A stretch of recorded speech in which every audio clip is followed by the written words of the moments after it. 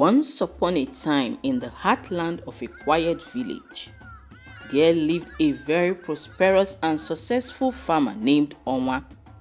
Onwa had a very beautiful wife called Adamma and a lovely daughter called Babando. Onwa loved his family so much. His wife Adamma was known for her kind heart and compassion in the whole village. One day, Adamma mysteriously took ill and was condemned on a sick bed. Her husband Onwa did everything he could to save her life by inviting different healers from far and wide lands, but none could detect what was wrong with her because her body was decaying alive. Sadly, Adamma eventually passed away. The whole village went into mourning over Adamma's death. Adamma's death broke Onwa and made him so devastated. His little daughter Babando was too young at the time to completely understand what was going on. Not long after, Adamma's best friend Nkiruka started stopping by her home to help her husband with some house chores as well as taking care of Babando. This went on for about a year and it eventually won her Onwa's heart. Onwa decided to marry Nkiruka because of her consistent tender care for him and his daughter. A few years later, after Nkiru had had her own children for Onwa, she started exhibiting her true colors. She was always maltreating Babando whenever her father wasn't home, and would still go behind to report her to her father. She was so keen on breaking the father-daughter bond between Onwa and his daughter Babando. Onwa, whose heart was clouded by all the help and love Nkiruka showed him and his daughter when he lost his wife, believed everything Nkiruka says to him about his daughter Babando. Poor Babando, who could not defend herself, was always in pains as she had no one to run to, not even a friend. One day, Nkiruka sent Babando to go and fetch water very late in the evening, and she arranged some village touts to beat up Babando and rape her. She equally sneaked back to her husband Onwa to inform him that Babando had started sneaking off the house late at night to see her numerous boyfriends. This report broke Onwa, who scolded his daughter Babando mercilessly when she returned home. He never gave Babando an opportunity to defend herself. He sent the poor little girl away to her grandmother's place in faraway land, not minding that she was in severe pains. Nkiruka was so happy over this turnout of events as she believed that whatever Onwa owns now belonged to her and her children alone. Not long after Babando had left her home, Onwa gradually started becoming very miserable and depressed, as the genuine people who gives him joy and happiness were no more.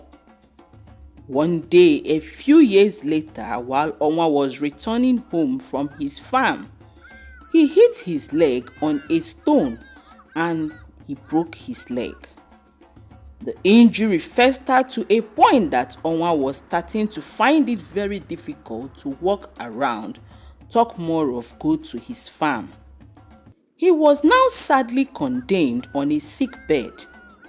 When Nkiruka saw that Onwa's sickness was getting worse and he could no longer go to the farm, she abandoned Onwa in a hut behind the house. She boldly started sneaking her boyfriends into Onwa's home. Onwa was so sad over what was happening to him, especially what was going on in his home. He gnashed in pains. He regretted sending away his lovely daughter Babando and keeps wondering exactly where she would be at that time. He apologized as well as pleaded with the spirit of his late wife Adamma to help him go to wherever their daughter was and bring her back home. One fateful day, while Onwa was doing his usual morning walks round his compound, a very beautiful lady with her husband and little baby walked into Onwa's compound. The young lady immediately ran to Onwa and embraced him.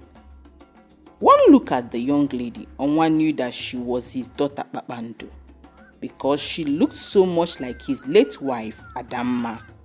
Onwa pleaded for Kpakpando's forgiveness and was marveled at how well his daughter had turned out.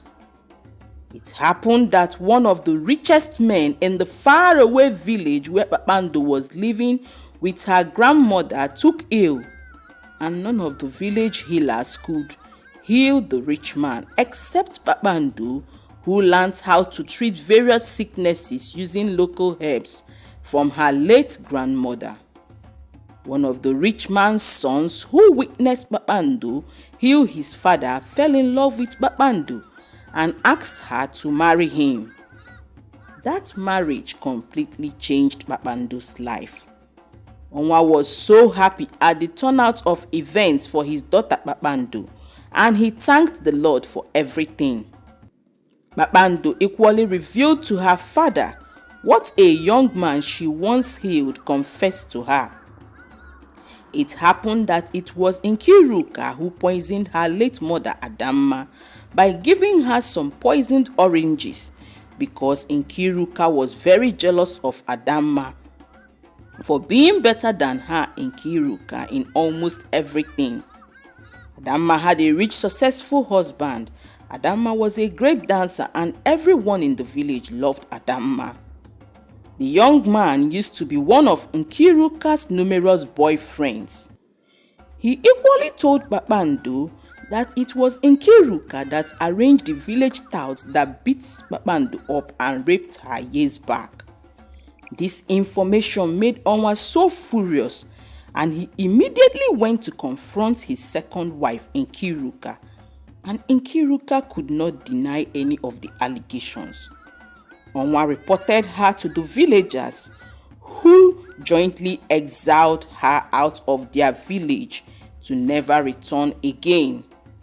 Kpakpando healed her father completely and re-established him back to a very big and successful farmer once again, and they all lived happily ever after. The lesson to be learned from this is that wickedness never pays. It doesn't matter how long it takes, one day justice will surely fish you out. And secondly, parents should learn to listen to their children. You don't just take any report against your child without hearing from your child first. This is the end of my story, my people.